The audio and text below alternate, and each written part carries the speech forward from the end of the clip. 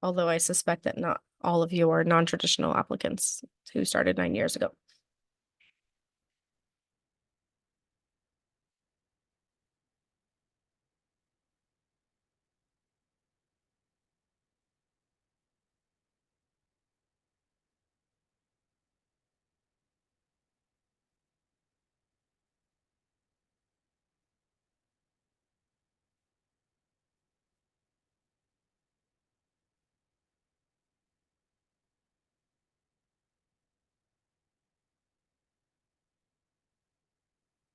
All right, so this is the last one and then we'll wrap up. Next time we're going to talk specifically about the UC secondaries. So I'm going to pull all the UC secondaries and we're going to just go through those. But another really common question that we see in a lot of different schools are social justice related questions. So it's either advocating for people or a time you yourself engage in social justice, or how do you plan on addressing correcting discrimination. This could be a time where you witnessed somebody who was experiencing bias and you spoke up. It could be you going out and protesting. It could be writing something. If you wrote a letter to somebody, or it could also be just like speaking up on behalf of somebody. So if you had a patient that was, felt like they weren't getting what they needed, and you just spoke up and got them what they needed by advocating for them. So you can definitely think about this from like a personal experience, something you've personally experienced yourself, something you've seen with somebody close to you, or a clinical experience. It could be anything. I remember one person talked about a coworker who was being discriminated against by their boss, and she had witnessed it over and over and over, and finally she stood up to her boss, and that was her example. But social justice basically is remedying a systemic injustice that a group of people have faced. And so if you have a particular community that you care a lot about and you have done something with them to try to make things better for that group, that is also an example of social justice that you can talk about. So tutoring children who come from lower income neighborhoods, working at a free clinic, any type of anything that closes disparities would be also social justice. All right, let's see. I have a question here. How would we talk about research for Case Western Secondary? How in depth should we go in our experimentation and results, especially since this is more of a research focused school? Well, I don't know Case's question off the top of my head, so you'd have to put it in the thing. But I'm guessing that it is a question about just describe your research, is what I'm guessing. And it would depend heavily on the character count. So if they give you a lot of characters to talk about your research, then you would go into as much detail as you like and talk about your role in the research, what you did. If it is simply that is a very long question. I'm not going to read that. So you can basically go into as much detail as you like. Do you want to unmute and ask your question more specifically if I'm not answering it?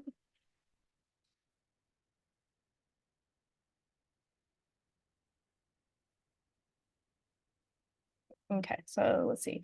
Someone else asked, do you have to tailor your, oh yeah, answered that one already.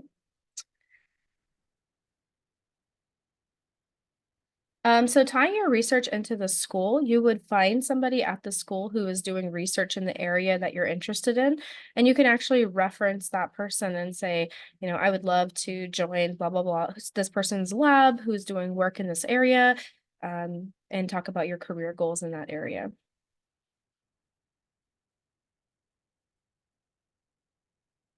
Does anybody else have any other questions? All right.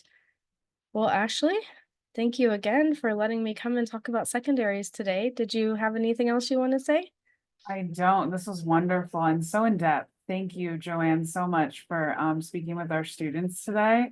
And if no one has any more questions for Joanne, we will go ahead and end the meeting. So thank you everyone for coming. And Joanne, we will see you on June 3rd, right?